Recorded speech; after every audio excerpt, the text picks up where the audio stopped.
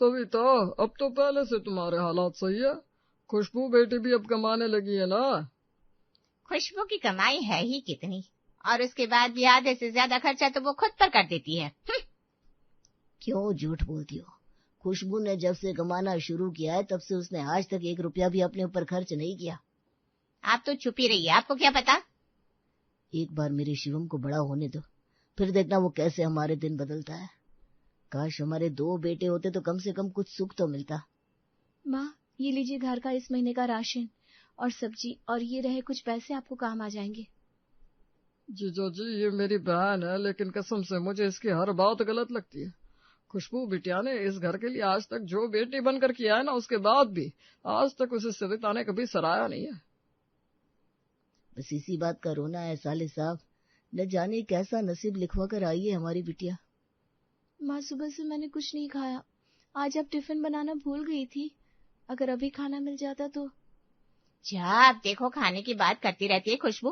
देख नहीं रही है मामा जी आए हैं, मैं भी पूरा दिन काम कर रही हूँ, अभी खाना नहीं बनाया, जब बन जाएगा तो बुला लूंगी तुझे।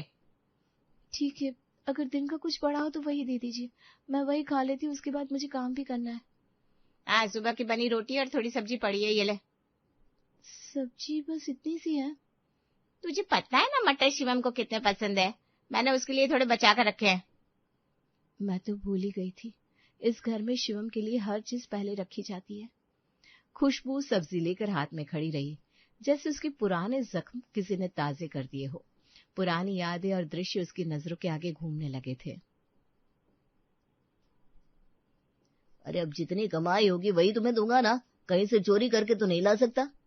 अरे मेरे भाग फूट गया आपसे शादी करके, आज तक कोई कमी पूरी नहीं की आपने। भगवान ने हमें 2 रोटी खाने लायक बनाया, उसका शुक्र क्यों नहीं करती। बस ज्ञान की बातें मुझे मत सिखाइए। आप आपसे कहा था आम लेकर आइएगा, लेकर आए आप? देखो इतनी महंगाई में 2 ही आम लेकर आया हूँ बच्चों के लिए, एक शिवम को दे दो, एक खुशबू को, ठीक है? पापा, आप आम लेकर आए हैं? आपको नहीं पता मेरा कितने दिनों से आम खाने का मन था। हाँ बेटा, इस बार तो तुम्हें स्कूल में भी बहुत अच्छे नंबर लाए हैं।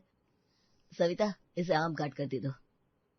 अरे खुशबू क्या करेगी आम खाकर, शिवम कितना छोटा है, उसे ये 2 आम दे देती हूँ। खुशबू बड़ी है, लड़की है, उसने नहीं खाया तो कोई बात नहीं है। अरे उसका कितना मन है खाने का, वो भी तो बच्ची है सविता। बच्ची नहीं है, बड़ी हो गई है, उसे समझना चाहिए कि हमारे घर की परिस्थिति कैसी है। अरे लेकिन आप चुप करिए, मैं उसे भविष्य के लिए तैयार कर रही हूँ। अगर आज वो अपनी भूख को मारना सीखेगी तो ही आगे चलकर अपने ससुराल में रह पाएगी। अभी वो बच्ची है, कैसी बात कर रही हो तुम? अरे लड़कियां पराया धन होती हैं, और जैसे हमारे हालात है उस हिसाब से उसे कोई राजकुमार नहीं मिलने वाला, वहां भी उसे पेट को बांध कर ही चलना होगा। खुशबू, ये दोनों आम मैं शिवम को देती हूँ, तुम चावल चीनी के साथ खा लो। ठीक है मम्मा। खुशबू को बचपन से ही त्याग करना सिखाया गया। जहां उसका हक था उसे आज तक वो भी कभी नहीं मिला, ना ही उसने कभी उस हक की मांग की, ना ही कभी लालच की। लेकिन बच्चे तो बच्चे होते हैं। जब वो 12 साल की थी तब उसने पहली बार किसी चीज के लिए जिद की। मम्मी, मुझे भी आइसक्रीम चाहिए, हमेशा आप शिवम को ही देती हैं।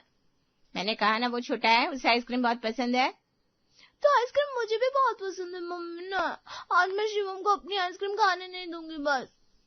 देख खुशबू, तो ना जिद मत कर, मुझे गुस्सा आ गया तो तू जानती है। नहीं, अब हर बार मेरे हिस्से की चीज शिवम को दे देती है, इस बार मैं अपनी चीज उसे नहीं दूंगी। जैसे जैसे बड़ी होती जा रही है वैसे वैसे इसके नखरे ही बढ़ते जा रहे। आज तो तुझे सबक सिखाना होगा। अरे बच्ची आइसक्रीम की ही तो मांग कर रही है, क्यों इतना गुस्सा कर रही है उस पर? तुझे आइसक्रीम खानी है ना, ये ले, लेकिन आज तू बस ये आइसक्रीम ही खाएगी और कुछ नहीं, समझी? ना तुझे खाना मिलेगा और ना ही कुछ और। मम्मी आप ऐसा क्यों कर रही हैं? नहीं नहीं, ये ले तेरी आइसक्रीम, आज पूरा दिन बस तू यही खाएगी। खुशबू रोती रही और सविता के मन पर उसके आंसुओं का कोई असर नहीं हो रहा था। उस दिन से खुशबू ने कभी आइसक्रीम नहीं खाई और ना ही कभी किसी चीज के लिए जिद की। जैसे उसने समझ लिया था कि बेटियों के लिए अगर कुछ बना है तो बस त्याग। देखो जी, मुझे लगता है कि हमें शिवम का एडमिशन किसी अच्छे स्कूल में करवाना चाहिए। अरे लेकिन वो पहले से अच्छे स्कूल में पढ़ रहा है सविता, और तुमने आजकल के स्कूल की फीस देखी है कितनी है? मेरे पगार में दोनों बच्चों की पढ़ाई कैसे करवा सकता हूँ मैं? देखिए, अगर हम ऐसा करें कि खुशबू तो पढ़ाई में पहले से होशियार है, तो मेरी मानिए तो हम उसे सरकारी स्कूल में डाल देते हैं। ये तुम क्या कह रही हो? तुम्हें पता है खुशबू कितनी होशियार है पढ़ाई में, उसका भविष्य अच्छा हो सकता है। तो मैं भी खुशबू की माँ हूँ, उसका बुरा नहीं चाहती, लेकिन आप सोचिए ये तो पढ़ाई में काफी आगे भी है, सरकारी में पढ़े या किसी और में पढ़ाई करे, पढ़ाई कर ही लेगी ना। लेकिन शिवम का भविष्य हमारे साथ जुड़ा हुआ है, वो अच्छी तरह पढ़ेगा तो हमारे बुढ़ापे का सहारा बन सकता है। कभी कभी तो मुझे यकीन नहीं होता कि तुम इसकी असली माँ हो या सौतेली। गरीबी इंसान को सब कुछ सिखा देती है। मैं अपनी बेटी को जानती हूँ, वो अपने भाई और माता पिता को कभी निराश नहीं करेगी, है ना खुशबू? खुशबू बस खड़ी यही सोचती रही कि उसके पास ना कहने के लिए कोई विकल्प तो है नहीं। उसकी आंखें सब कुछ बयां कर रही थी कि वो क्या चाहती है, लेकिन वहां कोई नहीं था उसकी खामोशी को पढ़ने वाला। शायद उसने अपनी जिंदगी से समझौता कर लिया था। क्या हुआ, हाथ में कब से रोटी और सब्जी लेकर खड़ी है यूं? खाना है कि नहीं खाना? नहीं, मेरी बस भूख मर गई। आप ये शिवम के लिए रख दीजिए, उसे पसंद है ना ये सब्जी। हाँ ठीक है, चिल्ला दे, उसके लिए मैं गर्मा गर्म रोटियां बना दूंगी। न जाने मेरे भाग्य में क्या है, कभी कभी लगता है हम उसके माता पिता होने के लायक ही नहीं है। जीजा जी मेरी मानिए तो उसकी शादी करवा दीजिए, अब उसकी उम्र भी हो गई है, 26 साल की हो गई है खुशबू। हाँ, लेकिन मैंने तो खुशबू के लिए आज तक कुछ भी नहीं जोड़ा। मेरे पास तो उसे देने के लिए दहेज तक नहीं है, मैं उसके ससुराल वालों को क्या दूंगा। हमें उसके लिए ऐसा घर ढूंढना चाहिए जिन्हें दहेज से नहीं बस लड़के से मतलब हो। आजकल ऐसे घर मिलते कहाँ हैं, और अगर ऐसा घर मिल भी गया तो वो ज्यादा अमीर नहीं होगा। उसके मायके में भी आज तक सूखी रोटी नसीब हुई है और ससुराल में भी वही सब कुछ सहना होगा। कम से कम वहाँ रूखी सूखी खाकर अपने पति के साथ रह तो पाएगी। सही कह रहे हो तुम। शायद यहाँ तो उसे हमने कभी कुछ नहीं दिया, बस उससे लिया ही है। मैं कल ही एक अच्छे परिवार की खोज में लग जाता हूँ। मामा जी और केतन दोनों ही खुशबू के लिए अच्छे परिवार की खोज में लग जाते हैं, लेकिन कहीं तो दहेज को लेकर बात नहीं बन रही थी, कहीं लड़के वाले इतने गरीब थे कि खुशबू की कमाई पर जीने का सोच रहे थे।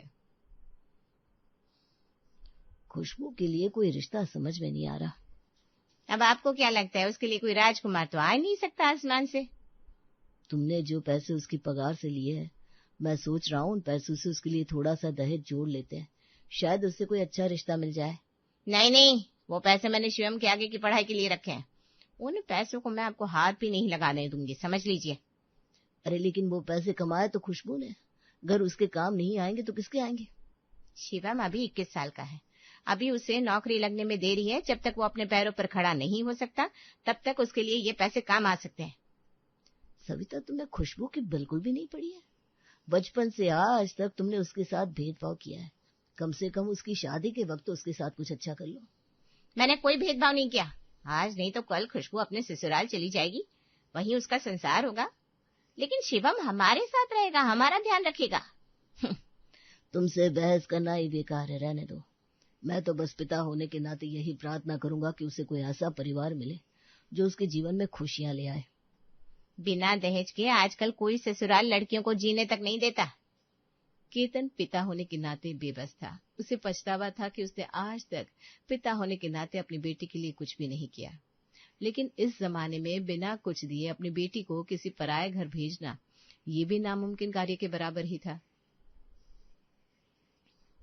जीजा जी मैं एक अच्छे घर से रिश्ता लाया हूँ, बहुत अच्छा परिवार है। लेकिन इतने अच्छे परिवार वाले क्या हमारी खुशबू को अपनाएंगे? मैंने सुना है उस परिवार को एक अच्छी लड़की की तलाश है और कुछ नहीं चाहिए उन्हें। देखो, मैं अपनी बच्ची को पहले ही बहुत तकलीफ दे चुका हूँ, अब उसे और परेशान नहीं कर सकता। मैंने पंडित जी से बात की है, वो कह रहे हैं कि राठौड़ परिवार काफी संपन्न परिवार है, उन्हें बस एक अच्छी बहू की तलाश है और उन्हें दहेज से कोई मतलब नहीं है। ठीक है, अगर ऐसी बात है तो फिर मैं खुशबू का रिश्ता उनके घर में करने को तैयार हूँ। खुशबू का रिश्ता राठौड़ परिवार में हो जाता है, लेकिन उसे अपनी किस्मत पर भरोसा था कि उसके नसीब में सूखी रोटी और त्याग के अलावा और कुछ आ ही नहीं सकता। बड़े घर में शादी होने के बाद भी उसे लग रहा था कि उसका अपना ससुराल पर कोई हक नहीं है। ये लीजिए आप सबके लिए गर्मा गर्म पराठे। अरे बस बहू, कितना खिलाओगी, आ जाओ, तुम भी आ जाओ, हमारे साथ बैठकर खाना खा लो। नहीं नहीं नहीं, मैं बाद में खा लूंगी, आप लोग खाइए माँ जी। अरे बाद में ठंडे हो जाएंगे पराठे, आ जाओ बेटा। नहीं, आप लोग खाइए, मैं बाद में खा लूंगी। अच्छा ठीक है, बाद में खा लेना, लेकिन कम से कम बैठ तो जाओ पास में, आओ। यहाँ आपके पास? अरे भाई, अब तुम इस घर की बहू हो तो हमारे साथ ही बैठोगी। आओ बेटा। जी। अच्छा बहू, देखो हमने कल 2-3 गहने मंगवाए हैं। देखो जरा कौन से तुम्हें पसंद आ रहा है। ये अंगूठी है, ये कान के झुमके है। मैं देखकर क्या करूंगी पापा जी, आपको जो अच्छा लगे। अरे ऐसा कैसे, तुम्हें भी तो पसंद आना चाहिए। क्या दीपक, तू कुछ क्यों नहीं बोल रहा है? हाँ खुशबू, माँ और पापा ने तुम्हारे लिए गहने बनवाए हैं। तुम पसंद कर लो डिजाइन, तुम्हें अच्छा नहीं लग रहा तो हम बदलवा देंगे। अब मैं क्या ही बताऊं, मैंने आज तक कभी कुछ पसंद ही नहीं किया है, और वैसे भी मेरे पापा ने मुझे शादी के वक्त कुछ भी नहीं दिया है। मैं कैसे? आप लोग पसंद कर लीजिए, मैं आप सबके लिए पराठे ले आती हूँ। जिस इंसान को जीवन में हमेशा ये कहा गया हो कि उसे दूसरों के लिए चीजों को छोड़ना है, वो इंसान खुद के लिए कभी कुछ ले ही नहीं पाता। खुशबू ने आज तक अपने लिए कुछ भी नहीं किया था और वही मायूसी उसके अंदर तक बसी हुई थी। वो चाहकर भी उसे खत्म नहीं कर पा रही थी। कितनी सुंदर बाजार है, मैंने तो आज तक बाजार कभी घूमी ही नहीं। और यहाँ तो कितने सारे चाट वाले खड़े हैं। दही चाट खाए तो मुझे एक अरसा हो गया। दीपक से कहूँ क्या कि मुझे चाट खानी है? नहीं, वो क्या समझेंगे कि मुझे बस खाने की पड़ी है। खुशबू, तुम तो कुछ ले ही नहीं रही हो। बताओ तुम्हें क्या चाहिए बहू? नहीं माँ जी, आपने शादी में मुझे इतने कपड़े दिए हैं, मैं और क्या ही करूंगी। अरे शादी में मैंने अपनी पसंद के कपड़े दिए थे तुम्हें, अभी तुम अपनी पसंद के ले लो। मैंने आज तक अपनी पसंद का कभी कुछ नहीं लिया माँ जी, आप जो दिलवा देंगी मुझे चलेगा। खुशबू जब से आई है तब से उसने हमसे कुछ नहीं मांगा। ऐसा लगता है कोई चीज उसे खाए जा रही है। कैसे पता करूं कि उसके मन में आखिर कौन सी चोट लगी हुई है? अच्छा, अगर तुम्हारा कुछ खाने का मन है तो बताओ, यहाँ बहुत कुछ मिलता है, बताओ। मन तो बहुत कुछ कर रहा है मेरा, लेकिन क्या बताऊं, कैसे बताऊं?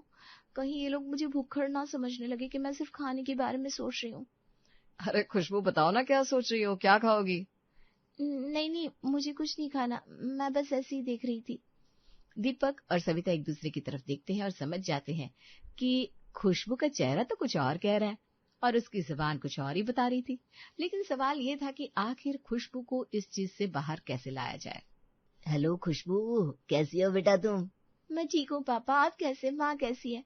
उन्होंने शादी के बाद मुझे एक बार भी फोन नहीं किया। तू तो अपनी माँ को जानती है बेटा, उसे शिवम के अलावा और कुछ दिखता ही नहीं। बस पूरा दिन उसके आगे पीछे घूमती रहती है।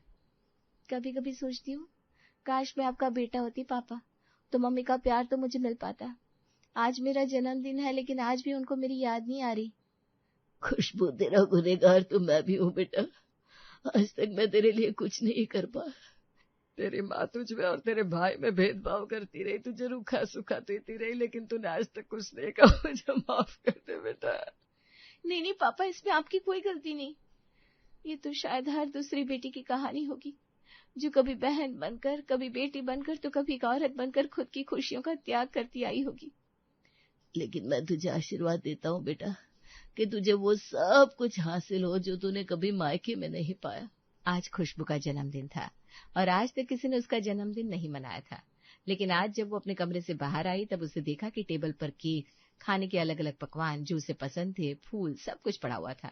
आज तक जो उसने कभी सपने में भी नहीं सोचा था, वो प्यार आज सामने था। ये सब उस लड़की के लिए है जिसने आज तक सिर्फ दूसरों के बारे में सोचा है। बहू, आज तक तूने बस दिया है, आज तेरी बारी है सब कुछ पाने की। आज से तुझे हिचकिचाने की या हमसे कुछ भी छुपाने की कोई जरूरत नहीं है, और तुझे सूखा खाने की भी कोई जरूरत नहीं है। जो बीत गया उसे भूल जा। अब से हम तेरा परिवार है जिन्हें तेरी बहुत फिक्र रहती है। आओ बेटा, आज तुम्हारा नया जन्मदिन मनाते हैं। ये देखिए, मैं आपके लिए आपकी पसंद की आइसक्रीम लाया हूँ। आइसक्रीम को देखकर खुशबू की आंख से आंसू रुक नहीं रहे थे, लेकिन उस दिन से उसे कभी भी रूखी रोटी नहीं खाई। शायद भगवान ने भी उसकी परीक्षा का फल दे दिया था। उसने पुराने जख्मों को भुलाकर एक नया संसार बसाया, जहां उसकी खुशी की सबको चिंता थी।